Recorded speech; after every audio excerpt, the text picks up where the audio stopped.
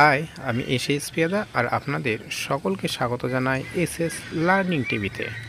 আজকে আমি আপনাদের শেখাবো কিভাবে জ্যামিতিক বৃত্ত তৈরি করতে হয়। আমি এই জ্যামিতিক বৃত্তটি তৈরি করেছি। কিভাবে তৈরি করেছি সে সম্পর্কে আমি আপনাদের জানাবো। তো চলুন শুরু করা যাক কিভাবে এই জ্যামিতিক বৃত্তটি তৈরি করা হয়েছে। আপনারা অবশ্যই ভিডিওটি শেষ পর্যন্ত মনোযোগ সহকারে দেখবেন, স্কিপ করবেন না, তাহলে স্টেপ ভুল হয়ে গেলে বুঝতে পারবেন না। চলুন শুরু করি। প্রথমেই 1 সেন্টিমিটার মাপ নিয়ে একটি বৃত্ত অঙ্কন করব। তারপর আরেকটি বৃত্ত অঙ্কন করব 5 সেন্টিমিটার মাপ নিয়ে। ওই একই মাপ নিয়ে আমি মাঝখানে বসিয়ে দুই দিকে এইরকমভাবে কাটবো। আমি যেভাবে দাগগুলি টানছি আপনারাও সেম এইরকমভাবে দাগগুলি টানবেন। দেখেন, পরের যে দাগটি আমরা পেয়েছিলাম সেখানে বসে আবার কেটেছি। এইভাবে একটার পর একটা বিন্দুতে বসিয়ে আমি এই রকমভাবে দাগগুলি টানব। তাহলে আমার একটি পাতার ডিজাইন তৈরি হবে। আপনারাও খুব ভালো করে খেয়াল করেন, দেখেন পাতার ডিজাইন তৈরি হচ্ছে। আমার এখানে 6টি পাতার ডিজাইন তৈরি হয়ে গেল। এবার মাঝখানে আমি একটি বৃত্ত দেব, যার পরিধি হবে 3 সেন্টিমিটার। বৃত্তটি অঙ্কন করা হয়ে গেল। এবার আমি 8.5 সেন্টিমিটার মাপ নিয়ে আরও একটি বৃত্ত অঙ্কন করব। বৃত্তের মাঝখানে একটু চিহ্ন করে আমি এই রকমভাবে দাগগুলি টানব, যার মাপ থাকবে 8.5 সেন্টিমিটার। দাগগুলি টানার পর ওপরের বৃত্তেও সেম পাতার মতো আকৃতি তৈরি হবে।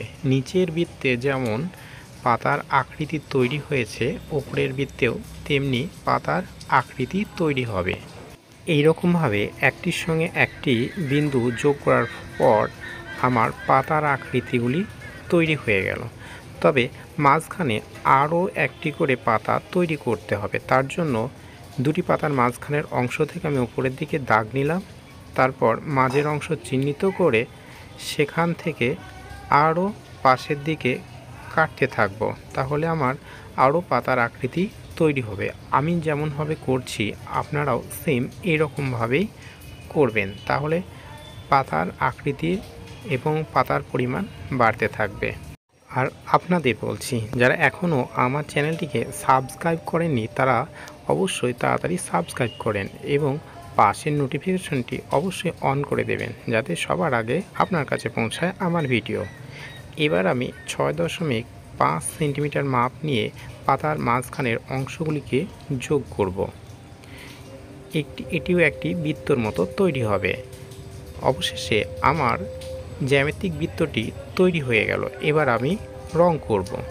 মাঝখানের অংশে আমি লাল রং করলাম। এবার যে পাতার অংশগুলি রয়েছে সেখানে আমি হলুদ রং করছি। এবার এই পাশের অংশে আমি হালকা পিঙ্ক কালার করছি। আপনাদের যে রং পছন্দ হবে আপনারা সেই রং ব্যবহার করবেন, যাতে জ্যামিতিক বৃত্তটি দেখতে খুব সুন্দর লাগে। তাহলে এবার একটি লাইক হয়ে যাক। আমার জ্যামিতিক বৃত্তটির নিচের অংশে রং করা হয়ে গেছে। এবার আমি উপরের যে পাতার অংশ আছে সেখানে আমি সবুজ কালার করব। সবুজ কালার রং করা হয়ে গেল। এবার আমি উপরের যে বৃত্তের অংশ আছে সেখানেও হালকা পিঙ্ক কালার করব। আপনাদের যেমন রং পছন্দ হবে তেমন রং করবেন, তাহলে জ্যামিতিক বৃত্তটি খুব সুন্দর দেখতে হবে। আর আমার চ্যানেলটিকে অবশ্যই আপনারা সাবস্ক্রাইব করবেন। এবার একদম বাইরের দিকে যে বৃত্তটি রয়েছে সেখানে আমি আমার নিজের পছন্দ মতো একটা রং করছি। আপনাদেরও পছন্দ মতো রং করবেন। অবশেষে আমার জ্যামিতিক বৃত্তটি তৈরি হয়ে গেল। জ্যামিতিক বৃত্তটি খুব সুন্দর দেখতে হয়েছে। আপনারা অবশ্যই কমেন্টে জানাবেন কতটা সুন্দর হয়েছে। আর ভিডিওটিকে লাইক, কমেন্ট, শেয়ার এবং চ্যানেলটিকে সাবস্ক্রাইব করবেন। আপনারা এই ধরনের জ্যামিতিক বৃত্ত তৈরি করে ঘরের দেওয়ালে টাঙিয়ে রাখতে পারেন, অথবা বেডরুমের দেওয়ালে এই ধরনের জ্যামিতিক বৃত্ত অঙ্কন করতে পারেন। নেক্সট ভিডিও খুব তাড়াতাড়ি আসছে। আপনাদের সকলের ওপর শান্তির ধারা বর্ষিত হোক।